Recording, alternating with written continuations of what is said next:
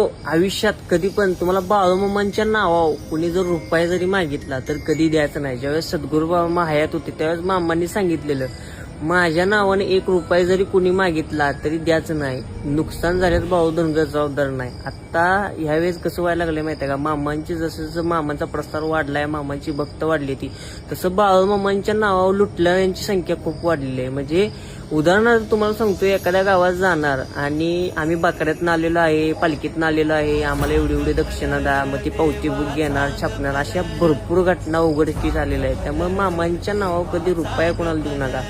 तुम्हाला ठेवायचं असेल तर बाळूमामावर श्रद्धा आणि विश्वास ठेवा. मामांच्या मेंढी माऊलीची सेवा करा. जर तुम्हाला काही दान करायचं असेल तर सरळ जाऊन आदमापूरला करा. पण मामांच्या नावावर कधी कोणाला 1 रुपया सकट देऊ नका.